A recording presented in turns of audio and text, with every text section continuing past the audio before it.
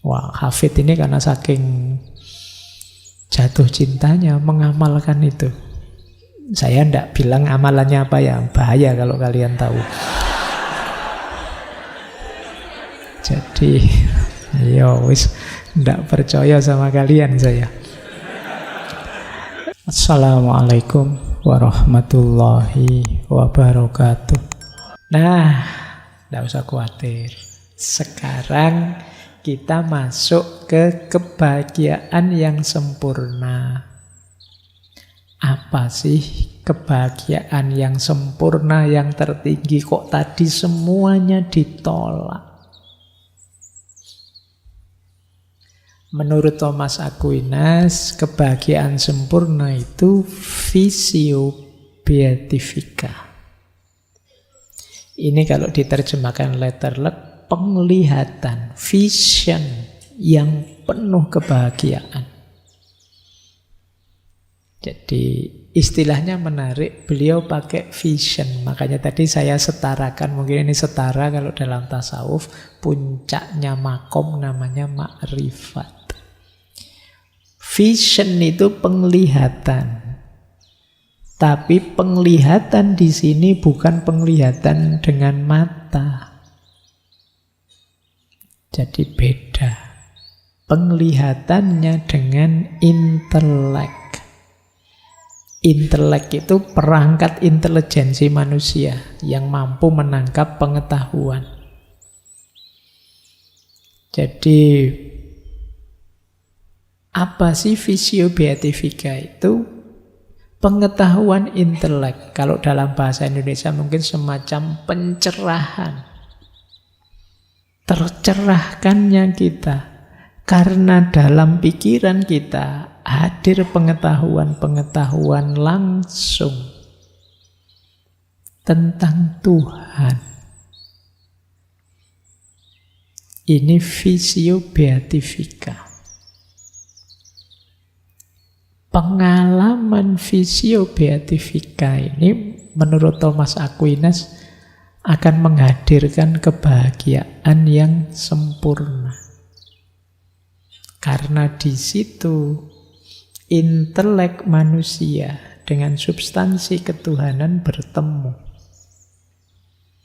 Yang namanya bahagia itu kan sesuatu yang memuaskan kita. Puncaknya kepuasan ya itu. Kalau kita mengalami visio beatifica, memahami hakikatnya Allah, sampai ke level esensi, hidup ini jadi sangat ringan, sangat membahagiakan. Sederhananya begini, kalau kita tanya ya, apa sih yang membuat teman-teman menganggap hidup ini berat? Kurang uang, kuliah ndak lulus-lulus, pacar nggak dapet-dapet, bapak ibu kos galak, atau apa saja. Banyak sekali mungkin beban hidupmu. Tapi begitu kesadaranmu naik level pada kesadaran ilahiyah, semua itu akan jadi seperti setetes air di tengah samudera. Tidak ada artinya. Jadi kalau kesadaranmu sudah menyamudra dengan kesadaran ilahiyah, kebahagiaanmu akan memuncak. Pak, tapi kok rasanya sulit ditangkap ya Pak? Karena kalian belum ngalami. Jadi pengetahuan ini tidak seperti pengetahuan yang dikejar dengan kalian baca buku atau mendengarkan ceramah. Makanya istilahnya vision. Vision itu pengetahuan yang visi. Kalau dalam epistemologi Islam ada istilah huduri. Imam Ghazali menyebutnya laduni. Pengetahuan yang hadir langsung dalam diri kita, yang itu anugerahnya Tuhan, sehingga kita kenal dia secara hakiki. Imam Ghazali menyebutnya mukasyafah. Orang jadi sadar, ternyata hidup itu cuma begini ya. Ternyata itu terbuka sudah matamu tentang hakikatnya hidup ini, tentang hakikatnya Allah. Ini akan sangat membahagiakan. Jiwamu kalau dalam Islam akan naik sampai level mutmainnah. Tidak ada lagi yang bisa menggelisahkanmu, tidak ada lagi yang bisa menggalaukanmu, pengalaman apapun. Karena kamu sudah paham hakikatnya hidup ini. Yang diawali dari kefahamanmu tentang Allah. Begitu kamu sadar Allah dengan segala macam sifat-sifatnya, segala macam yang dilakukan Allah untuk kita, hubungan kita dengan Allah, kita akan langsung nyaman. Apa sih yang menggelisahkanku selama ini? Alah, hanya masalah-masalah kecil, itu tidak berarti. Ada yang lebih hakiki. Itulah yang disebut visio beatifika. Penglihatan penuh kebahagiaan. Nah, ini memang di luar jangkauan pikiranmu karena kalian belum mengalami. Nah, Thomas Aquinas dalam riwayat hidup beliau beberapa kali mengalami ini sehingga merasa sampai beliau nanti disebut orang suci. Inilah kebahagiaan yang sempurna. Kita lanjutkan ya teori-teorinya tentang visio beatifika. Nah, kenapa sih kok intervensinya Allah, Pak? Kan kita ada akal budi. Otak kita apa ndak nyampe, Pak? Cara berpikirnya seperti ini loh. Ini nanti ada pengaruhnya neo-platonik. Jadi misalnya, iya sih kita punya mata. Kemudian melihat sekeliling. Tapi apa kita bisa melihat sekeliling tanpa hadirnya cahaya? Sesehat apapun mata kita, lampunya mati, tidak ada matahari, selesai. Kita tidak bisa lihat apa-apa. Jadi pandangan kita ya jadi gelap. Loh, mata kita yang sehat tadi sama seperti akal yang sehat. Kalau tidak ada pencerahan cahaya dari Allah, ya kita tidak akan mengalami visio beatifika tadi. Itulah mengapa limpahan cahaya, pencerahan cahaya dari Allah dalam akal budi kita, orang menyebutnya iluminasi. Iluminasi itu pencahayaan. Berarti kita dicahayai pikiran kita sehingga terang. Ketika terang, bisa berpikir jernih. Seperti mata, ketika dicahayai ruangan yang semula gelap, lampu dinyalakan, baru kita bisa melihat. Tanpa ada terang, tanpa ada cahaya dari Allah, intelek tidak bisa memahami atau melihat Allah. Padahal inilah kebahagiaan yang tertinggi. Nah, penglihatan semacam ini akan sangat membahagiakan. Mungkin teman-teman pernah ingat ada cerita dalam tasawuf itu, seorang sufi besar, Syekh Abu Yazid Bustami, yang mengomentari Nabi Muhammad waktu Mi'raj. Rasulullah itu waktu Mi'raj kan ketemu Allah, ngobrol langsung. Ini dalam dunia tasawuf, inilah kenikmatan tertinggi. Bisa dalam tanda petik berhadapan dengan Allah. Yang dikejar-kejar para sufi kan ini, ingin dekat, berhadapan-hadapan dengan Allah. Dan Rasulullah mengalami langsung. Meskipun Rasulullah kembali lagi ke umatnya yang disindir oleh Syekh Abu Yazid Bustami, seandainya aku Muhammad, kalau sudah mengalami momen itu aku tidak mau balik lagi sudah. Itu puncaknya kenikmatan. Tapi kan Rasulullah sayang sama kita. Makanya beliau kembali lagi. Senikmat apapun beliau masih peduli kita, tidak tega sama kita. Kalau Rasulullah tidak balik, ya tambah tidak karu-karuan hidup kita. Beliau masih ingin kita semua mencapai kenikmatan yang sama, makanya beliau balik kembali. Sayangnya yang diperjuangkan kayak kalian. Ayo, kelakuannya Jadi kalau teman-teman nanti melihat beberapa ayat tafsir,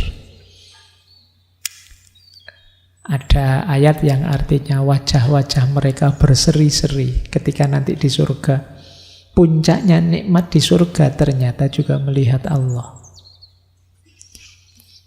Nah, para sufi mengalami kenikmatan itu lewat aktivitas pembersihan diri sehingga Allah ridho dan menganugerahkan cahaya.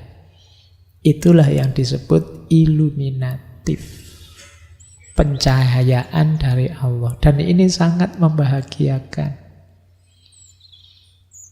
Itu mengapa dikejar-kejar mati-matian oleh para sufi makom ma'rifat, makom musyahadah ini. Ketika orang mengalami ini, seluruh hidupnya diwarnai kesadaran ilahiyah. Kesadaran hadirnya Allah, kasih sayangnya Allah. Dia sudah tidak ingin lagi apa-apa selain Allah saja. Karena sudah merasakan indahnya Allah. Nah, mungkin dulu pernah saya ceritakan kalau saya tidak lupa ya. Ada seorang sufi, namanya, kalau tidak salah namanya Hafid. Beliau ini hanya tukang penunggu toko roti. Satu ketika ada anaknya bangsawan beli roti ke tempatnya. Perempuan dan cantiknya luar biasa. Wah, yo Hafid ini kan yo anak muda ABG normal. Ketemu pembeli secantik itu, dia langsung jatuh cinta. Terbayang-bayang terus wajahnya. Cuma dia ya tahu diri, siapa aku, siapa dia. Dia anaknya bangsawan pembesar, saya hanya tukang roti. Itu misalnya nekat ya hasilnya benjol-benjol mesti. Nah, tapi dia tidak bisa lupa, wong sudah terlanjur jatuh cinta. Akhirnya apa? Dia menemui ulama besar, seorang ulama pada zaman itu. Dia mengadu pada ulama ini, wahai Syekh, saya itu jatuh cinta, terbayang-bayang terus, tidak bisa hidup kalau tanpa dia. Nah, beneran ini kamu serius? Serius saya sudah. Mati-matian ini. Akhirnya oleh saya, ya sudah, kamu saya kasih ijazah ya. Ijazah, jangan dibayangkan ijazah kayak di kampus-kampus itu. Jadi dia dikasih amalan, amalkan doa ini, pokoknya amal ibadah ini setiap malam selama 40 hari berturut-turut. Nanti di malam ke-40 ada malaikat yang datang padamu. Ketika malaikat ini datang, kamu sampaikan kepentinganmu apa, nanti akan dibantu oleh dia. Wah, Hafid ini karena saking jatuh cintanya mengamalkan itu. Saya tidak bilang amalannya apa ya, bahaya kalau kalian tahu. Jadi, ya wis tidak percaya sama kalian saya. Jadi 40 hari penuh dia mengamalkan itu dan benar di malam ke-40 didatangi dia oleh seorang malaikat. Yang malaikatnya itu tanya, wahai Hafid, Allah meridhoi kesungguhanmu melakukan wirid, melakukan ibadah malam hari. Apa yang kamu minta? Hafid ini begitu melihat malaikat tadi, betapa indahnya malaikat tadi dalam pandangannya Hafid. Di pikirannya Hafid, kalau utusannya saja seindah ini, apalagi yang mengutus. Wah, saking terpesonanya oleh malaikat tadi, Hafid terus bilang, saya ingin Allah saja. Nah, ya sudah, karena dia mintanya Allah, oleh malaikat dijawab, oke, kalau begitu besok kamu temui seorang ulama namanya Syekh At-Tor.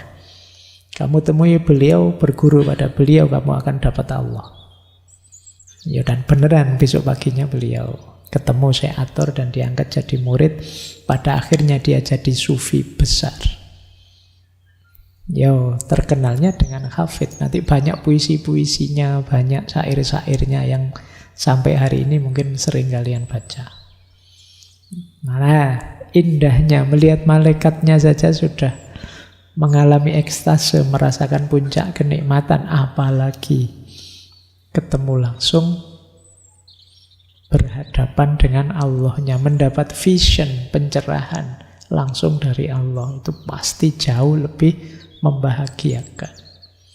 Itu gambarannya vision beatifica tadi, yang disebut oleh Thomas Aquinas. Sayangnya kita yang belum mengalami belum bisa menggambarkan sejauh apa kebahagiaan puncak itu. Oke ya, yo pelan-pelan siapa tahu nanti Allah ridho bantu kita untuk bisa mengenali dia. Ada cahaya serba sedikit yang dipancarkan pada kita. Saya lanjutkan. Kenapa sih kok vision tadi dipersepsi sebagai puncak? Karena tidak mungkin puncak kebahagiaan itu ada di makhluk.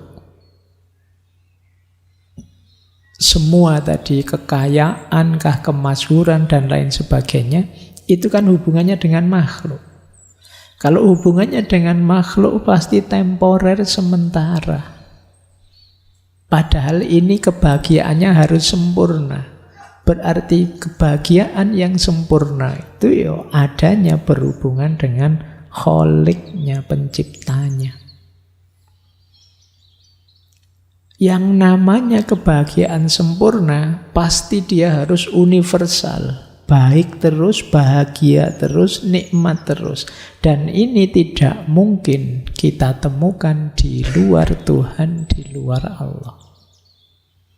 Itulah mengapa kebahagiaan puncak pasti berhubungan dengan Allah. Jadi mengalami vision beatifica itu mengalami bahagia level Allah. Inilah yang dimaksud oleh Thomas Aquinas. Puncaknya kebahagiaan itu Allah. Baik, sayangnya kebahagiaan sempurna ini sangat sulit. Bahkan bisa dikatakan mustahil untuk kita hidupkan di dunia ini. Kecuali orang-orang tertentu yang mampu menyucikan jiwanya. Nah, makanya nanti jadi geser ke mistik, geser ke tasawuf. Kenapa? Ya pengetahuan sejati tentang Tuhan perlu kemampuan yang sejati juga. Dan itu bisa diperoleh dari orang yang telah menyucikan jiwanya. Jiwa ini kan nanti wadah hadirnya pengetahuan. Kalau jiwa masih kotor, pengetahuan yang murni sejati tidak akan bisa masuk. Akan terhijab, terhalangi oleh kekotoran tadi. Jadi jalannya tetap melalui penyucian jiwa. Meskipun jenisnya pengetahuan, pemahaman kita tentang Allah, tetap kita perlu menyucikan jiwa. Jalur-jalur sufistik, jalur-jalur tazkiyatun nafas kalau dalam Islam itu ya setara dengan ini, melalui menyucikan jiwa. Penjernihan hati. Kuncinya ada di sini. Nah, jalur yang lain apa? Tidak bisa, bahkan sama-sama pengetahuan tentang Tuhan tidak bisa. Kalau menurut Thomas Aquinas ada 3 sih jalur yang lain yang mungkin ditempuh. Yang pertama apa? Jalur pengetahuan biasa dari pengalaman sehari-hari. Kan kita bisa Pak merasakan hadirnya Allah sehari-hari dalam hidup kita. Di sekeliling kita kan Allah hadir, iya sih. Tapi kalau kita berangkat dari situ, khawatirnya masih tidak terlalu jelas. Mungkin tercampur-campur. Allah kita setarakan dengan alam, dengan makhluk-makhluk rohani, bahkan dengan manusia. Jadi kalau melewat pengetahuan umum yang kita peroleh dari pengalaman sehari-hari, bukan melalui perjalanan spiritual ya, khawatirnya masih kabur, masih rancu. Ada mungkin melalui pembuktian-pembuktian Pak, demonstration. Dulu kita pernah mengkaji pembukti adanya Tuhan. Kalau tidak salah ada 7 cara membuktikan Tuhan. Ada argumen sebab pertama, ada argumen ontologis, ada argumen teleologis, macam-macam itu. Tapi kan waktu kajian itu kita tegaskan semua bukti lemah. Kalau tidak percaya boleh diulang. Bukti-bukti rasional adanya Tuhan. Semua bukti ada kelemahannya. Ya tak kasih contoh ya, apa wis? Yang paling populer, kalian kan sering pakai sebab pertama. Segala sesuatu ada sebabnya. Maka barang A ada sebabnya B. B sebabnya C, terus sebab. Tapi ini kan harus ada titik awal sebabnya. Harus ada sebab yang tidak disebabkan oleh apa-apa, yang tidak ada sebabnya. Nah, terus yang tidak ada sebabnya ini kita sebut Tuhan. Loh, itu secara logis kan juga tidak mulus juga. Misalnya, bayangkan tadi di awal kita bilang segala sesuatu ada sebabnya. Tapi di belakang kita bilang harus ada sesuatu yang tidak ada sebabnya. Ini kan kontradiksi, tabrakan. Yang kedua, siapa berani menjamin sebab yang pertama ini hanya satu? Apa tidak bisa sebab yang pertama itu 2, 3, 4 misalnya? Kan secara logis mungkin saja kan. Oh, kalau misalnya kayak di Zoroaster itu, kalau yang baik-baik nanti sebabnya ini Ahura Mazda. Kalau yang jelek sebabnya Tuhan versi jahat, Ahriman dan lain sebagainya kan. Kenapa kok tidak begitu? Kenapa kok kita pastikan satu? Kan mungkin saja 2. Di dunia ini ada baik, ada buruk. Nanti yang sebab pertamanya baik dengan sebab pertamanya buruk bisa berbeda. Ini secara logis, pembuktian itu akan selalu ada lemahnya. Apapun itu jenis pembuktian. Apalagi yang namanya pembuktian itu kan yang mengupayakan manusia. Karena yang mengupayakan manusia yang tidak sempurna, tentu saja selalu ada celah-celah tidak sempurnanya di situ.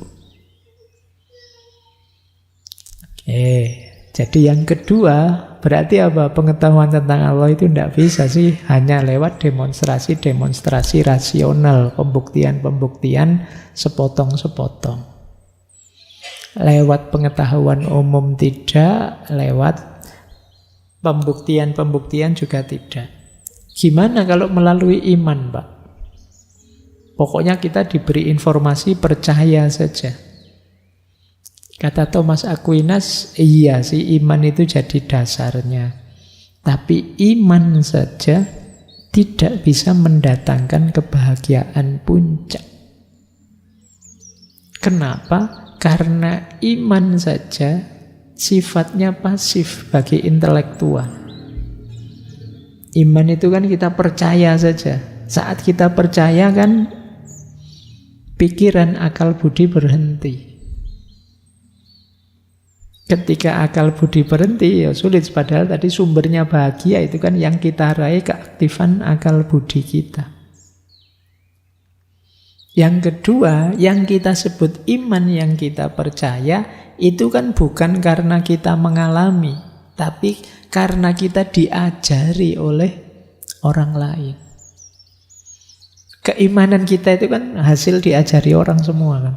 Kita diajari ustadz kita, guru kita, dari buku ini, buku itu yang terus kita percaya. Oh saya Quran langsung kok Pak. Bisa bahasa Arab? Nggak bisa Pak. Ya padha wae. Ya mesti oleh orang yang kamu anggap ngerti Al-Quran. Kan paling begitu. Sumbermu otoritas yang kamu percaya.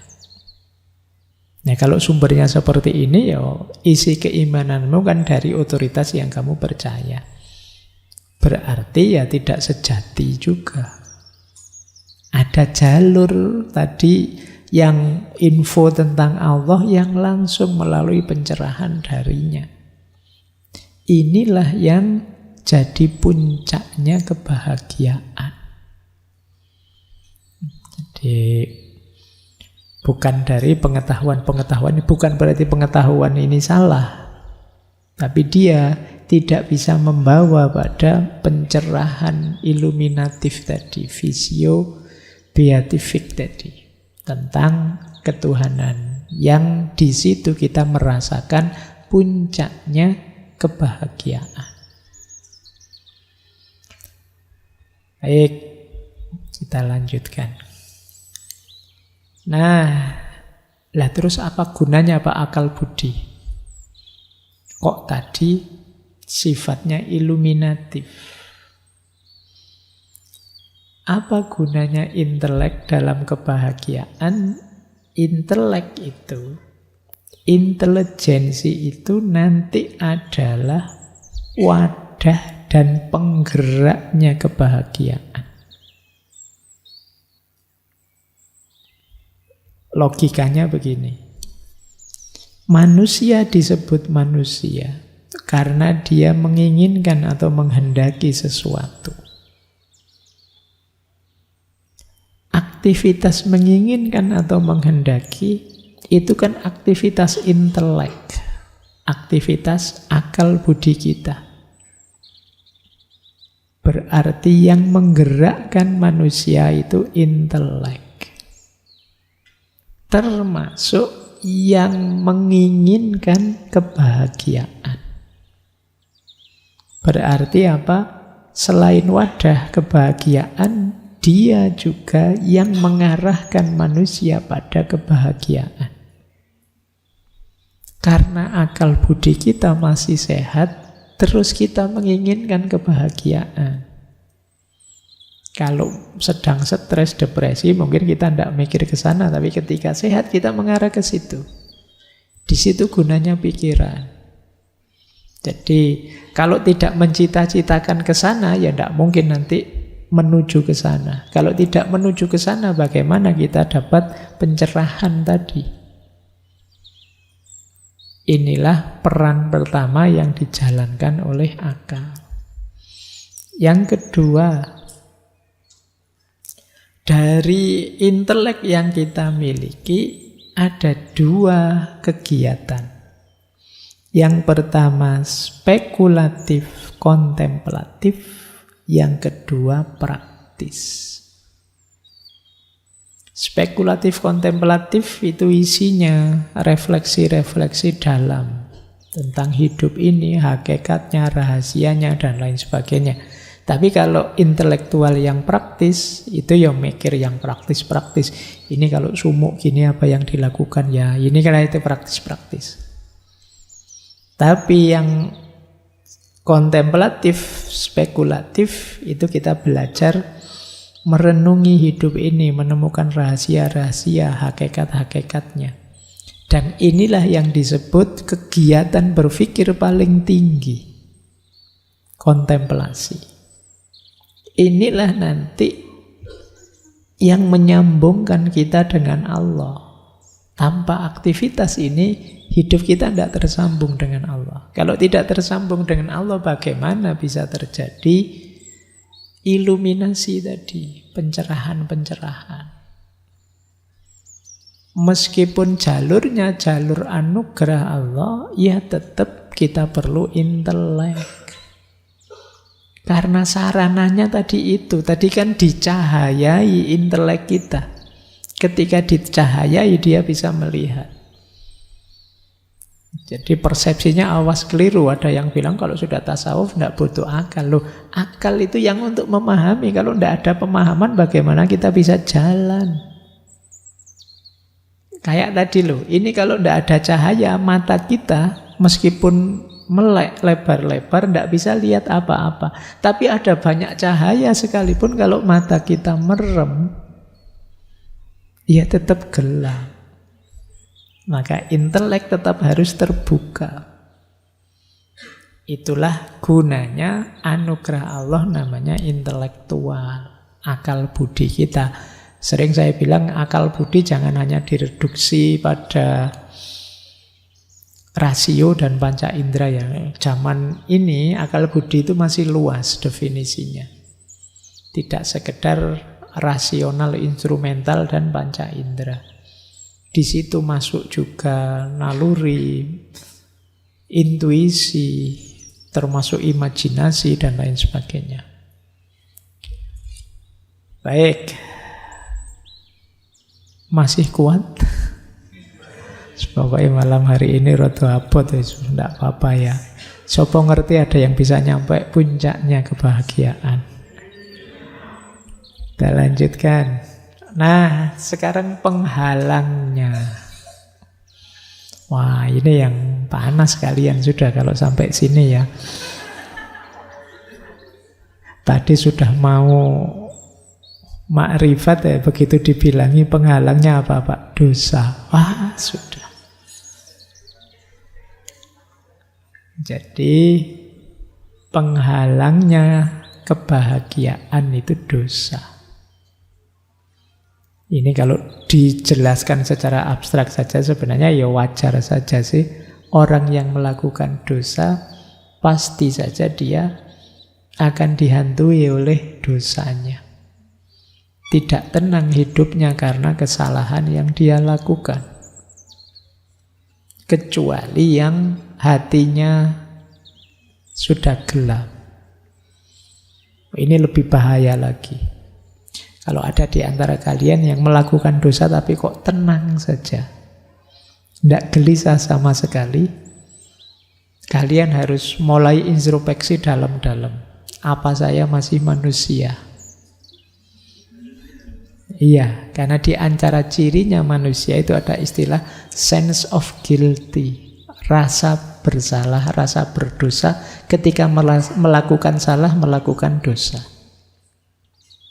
Kok kalian bohong pada orang lain dan tenang saja, tidak apa-apa, tidak ketahuan saja, dan kamu nyaman saja hidupmu, ya kemungkinan sense of guilty tadi mati. Itu lambang dari matinya hati nuranimu. Dan hati nuranimu itu simbol utama kemanusiaanmu. Jadi dosa bisa mengukur sejauh mana kita masih manusia atau bukan. Ketika kita melakukan banyak dosa dan tenang saja, nyaman saja, asik saja, jangan-jangan sisi kemanusiaan kita sudah mulai terkikis. Di situ kita mulai turun derajat dari ahsanut taqwim menjadi asfala safilin. Kita disebut oleh Al-Quran serendah-rendahnya kerendahan. Mungkin lebih rendah dari binatang. Kenapa lebih rendah dari binatang? Binatang melakukan kekejian, kekejaman karena dia memang tidak punya akal budi. Sementara kita ada kendali akal budi tapi tidak jalan. Berarti kan kita lebih jelek dari binatang atau hewan.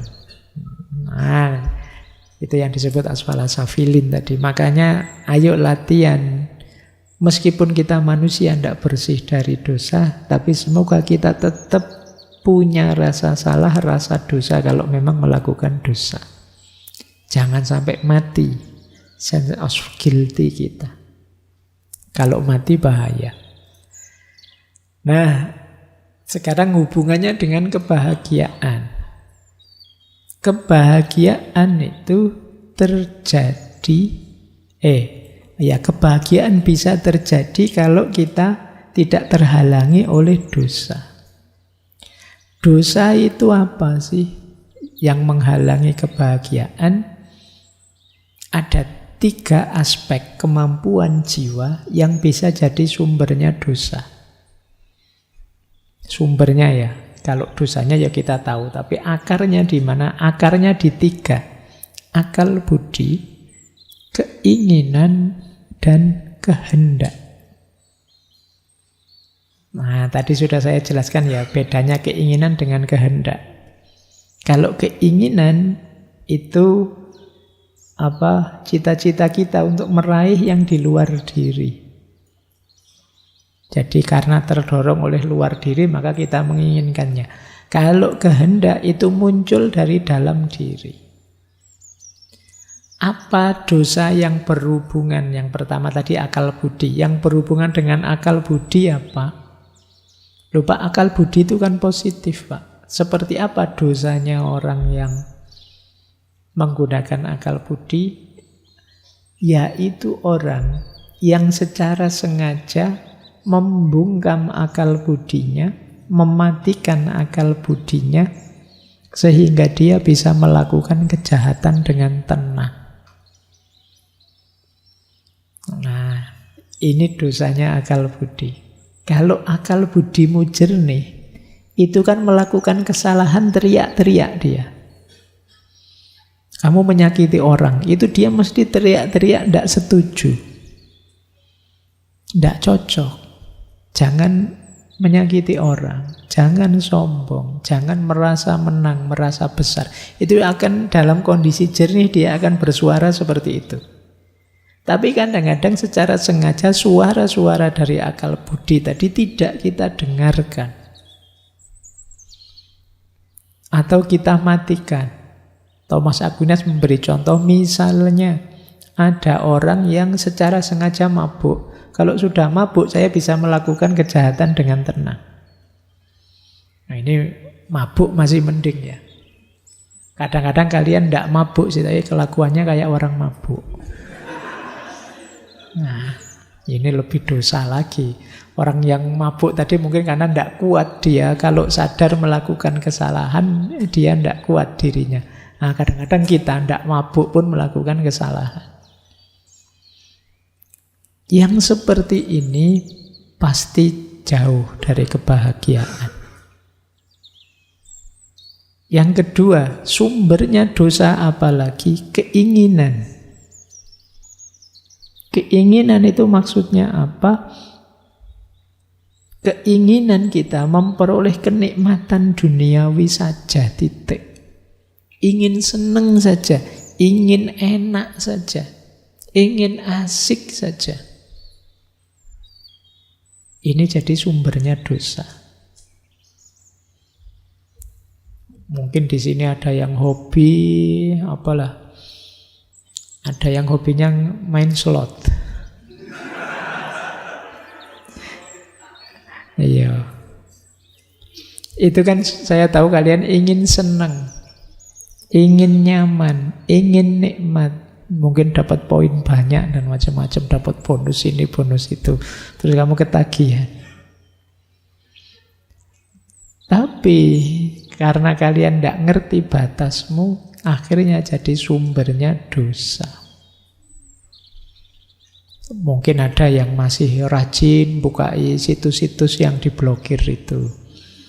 Wah, itu kan kamu tahu bahwa sebenarnya itu tidak boleh sih. Akal budimu mungkin teriak-teriak. Tapi karena kamu pingin senang, pingin nikmat, maka kamu tidak peduli dengan suara-suara akal budi. Itu keinginan namanya. Jadi sumbernya dosa. Yang ketiga sumbernya dosa lagi, kehendak. Kehendak itu maksudnya, tadi kan kehendak itu yang muncul dari dalam diri. Contohnya di situ, dosa karena kehendak itu ketidakteguhan kita saat melakukan kebaikan. Diri kita itu dalam kondisi murni selalu mengajak pada kebaikan. Tetapi ketika kita tidak teguh, mudah tergoda, akhirnya kita tidak istiqomah. Kebaikan yang awalnya selalu terus jadi kadang-kadang. Yang kadang-kadang bisa saja akhirnya tidak pernah lagi. Kenapa bisa begitu? Kurang teguh kita dalam kebaikan. Nah, ini dosanya kehendak. Dulu saya rajin ngaji kok Pak. Sekarang ya masih kadang-kadang lah Pak. Kemarin ngaji, lupa Pak. Nah, mungkin yang akan datang sudah tidak pernah lagi Pak. Bisa begitu. Kenapa? Mental kita tidak teguh dalam kebaikan. Ada godaan sedikit saja kita terus nggak jadi. Mau sholat tahajud, ada temennya, wah anak soleh nih, wah nggak jadi, wis malu. Nah, kita kurang teguh, padahal kamu tahu itu kebaikan. Nah, jadi 3 ini sering jadi sumbernya dosa yang menghalangi kebahagiaan.